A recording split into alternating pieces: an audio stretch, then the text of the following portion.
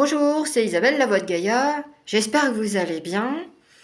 Eh bien aujourd'hui, pour cette vidéo, on va parler de la Kundalini. Donc c'est spécifique aux flammes jumelles, mais pas que. Voilà. Avant toute chose, je voudrais vous remercier pour vos likes, vos commentaires, vos abonnements. Et aussi, n'hésitez pas à partager la vidéo. Je voulais vous dire aussi qu'à partir d'aujourd'hui, je fais les canalisations d'âme de vos animaux. Donc voilà, il y a une question pour une demi-heure.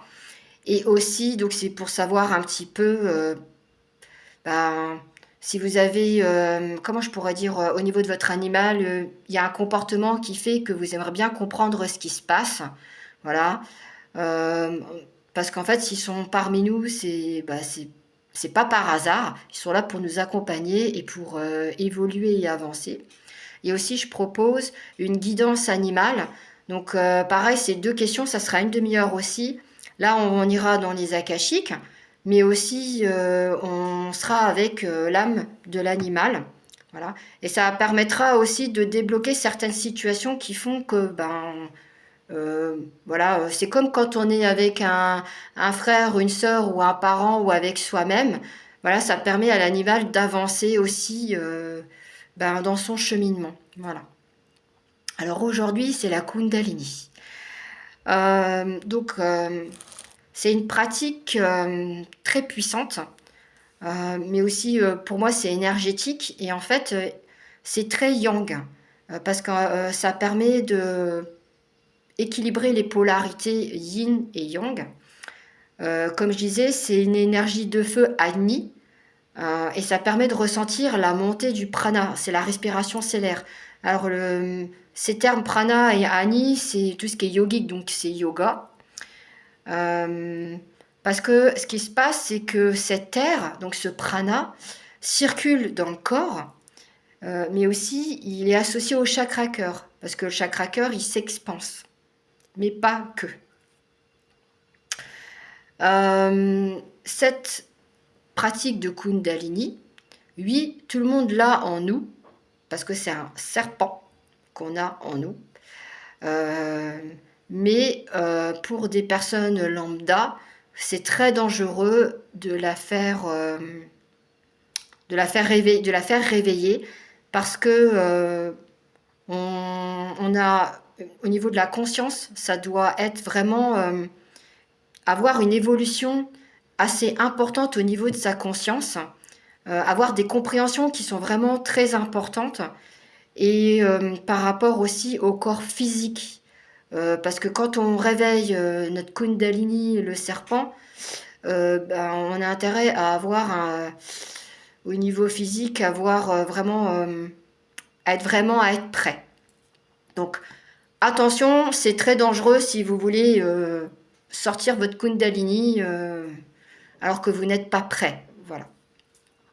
Donc comme je disais, ce serpent qui part du sacrum, donc la queue du serpent part du sacrum et la tête va au chakra coronal, ça peut arriver que ce serpent se bloque, enfin que nous on bloque le serpent. Il peut être bloqué, par exemple, la queue peut être bloquée dans le chakra racine, dans le sacrum, et puis la tête, elle peut se bloquer, par exemple, au chakra gorge. Donc en fait, moi, ce que je peux faire, c'est vous faire monter le serpent pour qu'il ne bloque pas et qu'il aille vraiment au coronal, et aussi à demander est-ce qu'il ne bloque pas les chakras. En fait, c'est des peurs qui font que ça bloque euh, le serpent dans son... Moi, je dirais c'est dans son évolution, hein, c'est à l'intérieur de soi. Alors, pourquoi cette Kundalini? En fait, c'est une union sacrée. Voilà, les flammes jumelles, hein, c'est un couple sacré, c'est la sexualité sacrée, c'est l'union sacrée, c'est la connexion au divin, mais aussi à soi-même. Donc, quand la Kundalini s'active, pour l'un et pour l'autre de votre autre, runner, chaser, elle va s'activer alors que vous êtes séparés.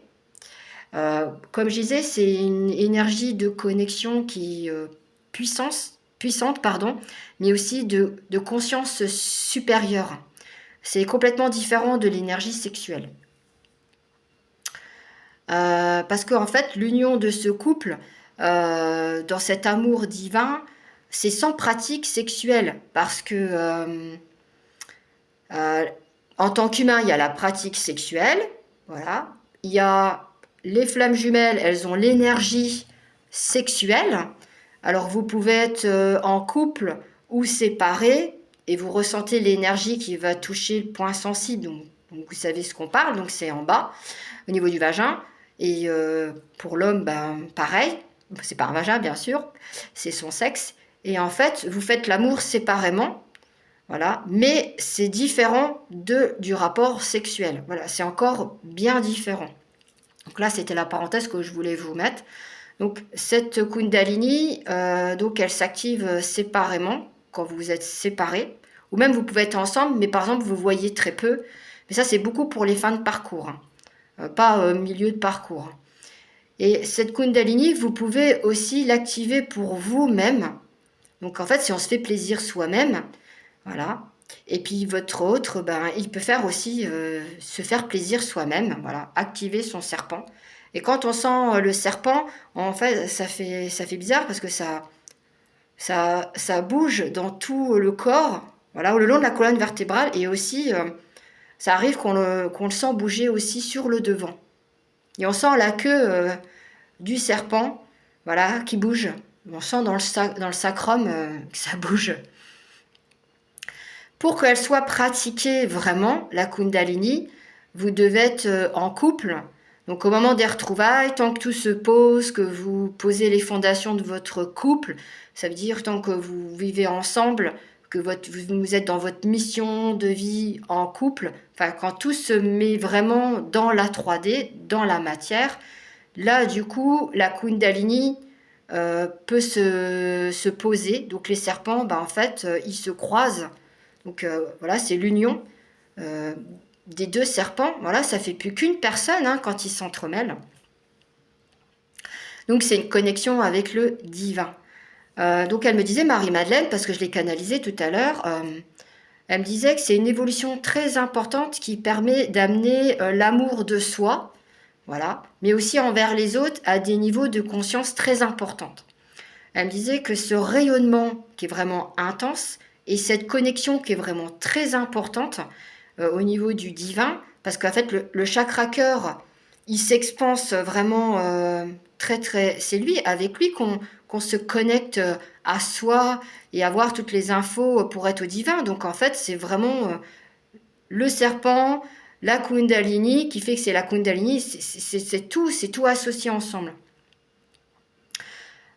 Du fait de ça, ça permet au FJ, donc comme je disais, de s'éveiller encore plus, mais d'éveiller les consciences des hommes. Donc c'est notre mission aussi, à différents niveaux, voilà. Mais elle me disait plus encore. Ça dépend des missions qu'on a quand on est en couple. Et comme je disais, oui, elle me disait, la connexion est plus puissante quand le cœur, il est vraiment encore plus expansé. Voilà. Alors, je sais que c'est pas évident à expliquer. Il n'y a pas beaucoup de vidéos là-dessus. Moi, c'est par rapport à la canalisation que j'ai faite avec Marie-Madeleine.